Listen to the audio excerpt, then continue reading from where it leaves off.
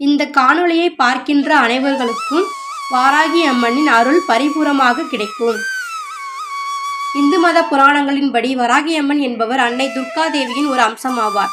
ஒரு சமயம் ரத்தபீஜன் என்கிற அரக்கனுடன் மகா துர்கா தேவி போரிட்ட பொழுது தன்னிடம் உள்ள மகாசக்தியை 7 பாகங்களாக பிரித்து 7 சப்த கன்னியர்களை தோற்றுவித்து அவர்களை ரத்தபீஜனுடன் போர் செய்ய அனுப்பியதாக புராணங்கள் கூறுகின்றன. அதே போன்று திருமால் வராக அவதாரம் எடுத்த பொழுது அவரின் துணை அவதார சக்தியாக லட்சுமி தாயார் எடுத்த வடிவம்தான் வாராகி அம்மன் வடிவம் எனவும் கூறப்படுகிறது. வாராகி அம்மன் காட்டுப்பன்றியின் தலையும் மனித பெண் உடலும் கொண்ட வடிவமான பெண் தெய்வம் ஆவார். இந்த வராகி அம்மன் என்பவர் கருப்பு நிற ஆடை அணிந்து சிம்ம வாகனத்தில் வீட்டிருப்பவராக சித்தரிக்கப்படுகிறார்.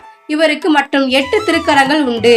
அவற்றில் ஒரு கரத்தில் ஏற்கலப்பை, ஒரு கையில் சூலம், ஒரு கையில் ஸ்ரீ சக்கரம், ஒரு கையில் கதாயுதம், ஒரு கையில் சங்கு, ஒரு கையில் அங்குசம், மற்ற 2 கரங்களில் அபய மற்றும் வரத முத்திரைகளுடன் திகழ்கிறார்.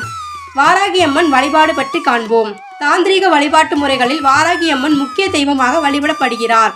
வாராகி அம்மன் வழிபாடு என்பது மிக பழங்காலம் தொட்டே பாரத நாட்டில் இருந்து வருவதாக வரலாற்று ஆய்வுகள் குறிப்பிடுகின்றன. தமிழகத்தை ஆண்ட சோழ அரச பரம்பரையின் வெற்றி தெய்வமாக வாராகி அம்மன் வழிபடப்பட்டுள்ளார்.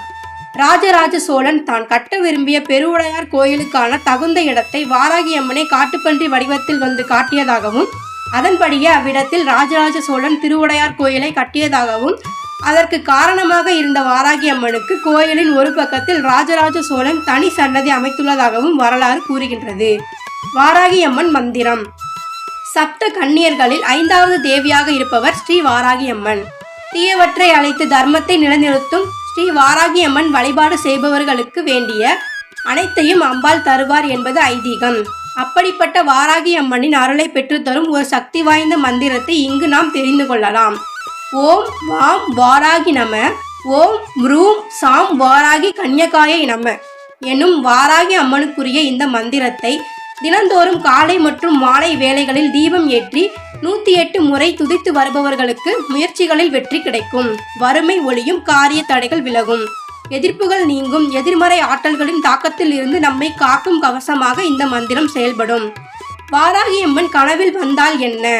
ஒரு சிலருக்கு அவர்கள் உறங்குகின்ற பொழுது வாராகி அம்மன் கனவில் தோன்றியிருப்பார்கள். இப்படி வாராகி அம்மனை கனவில் காண்பதால் கனவு காணும் நபருக்கு வாழ்க்கையில் தீர்க்க முடியாத பல கஷ்டங்கள் இருப்பதாகவும் அந்த கஷ்டங்கள் அனைத்தும் மிக விரைவிலேயே தீரப்போகின்றது என்பதை அந்த கனவு குறிக்கிறதாக ஆன்மீக பெரியோர்களால் கூறப்படுகிறது.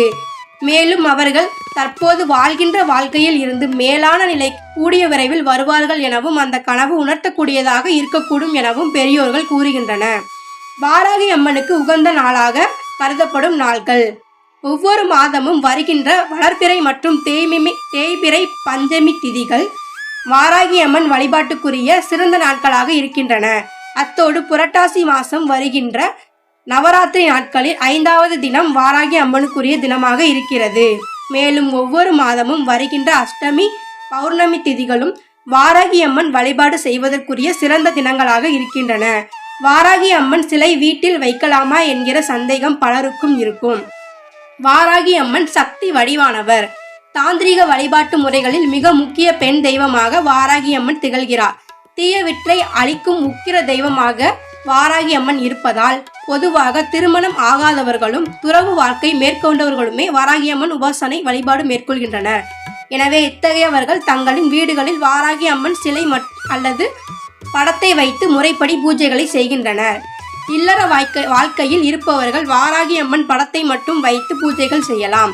வாராகி அம்மன் சக்தி வடிவானவர் என்பதால் குடும்ப வாழ்க்கை சூழ்நிலையில் இருப்பவர்கள் தங்களால் முறை தவறாமல் வாராகி அம்மனுக்குரிய பூஜைகள் மற்றும் வழிபாடுகளை உடல் மன ஆன்ம சக்தியோடு முறைப்படி செய்ய முடியும் என்றால் மட்டுமே வாராகி அம்மன் படத்தை வைத்து வழிபாடு மேற்கொள்ள வேண்டும். இதில் தவறும் பட்சத்தில் தெய்வ சாபத்திற்கு ஆளாக நேரிடும் என்பதை கவனத்தில் கொள்ள வேண்டும். பாரத நாட்டில் வாராகி அம்மனுக்கு அணிய தனி பிரசித்தி பெற்ற கோயில் ஒடிசா மாநிலத்தில் பெரிய மாவட்டத்தில் வாராகி தேவலா என்கிற பெயரில் அமைந்துள்ளது. கலிங்கத்து மன்னர்களால் 9ஆம் நூற்றாண்டில் இந்த வாராகி அம்மன் கோவில் கட்டப்பட்டுள்ளது. தமிழ்நாட்டில் வாராகி அம்மனுக்குரிய மிக பிரசித்தி பெற்ற கோவிலாக திகழ்வது தஞ்சை மாவட்டம் பெருவுடையார் கோயில் வளாகத்தில் தனி சன்னதியில் அக்கோயில் கொண்டுள்ளார் வாராகி அம்மன். வாராகி அம்மனின் இந்த தனி சன்னதி தஞ்சையை ஆண்ட ராஜராஜ சோழ மன்னரால் கட்டப்பட்டது என்பது குறிப்பிடத்தக்கது. வாராகியை வழிபடுபவர்கள் வீட்டில் தினமும் அகல் விளக்கு ஏற்றி வைத்து அந்த விளக்கில் வாராகி அம்மன் இருப்பதாக நினைத்து வழிபட வேண்டும். வழிபாட்டின் போது வாராகிக்கு விருப்பமான நீலம், சிவப்பு, மஞ்சள் நிற உடைகளை உடுத்தி வழிபடுவது மிகவும் சிறப்பான பலனை தரும்.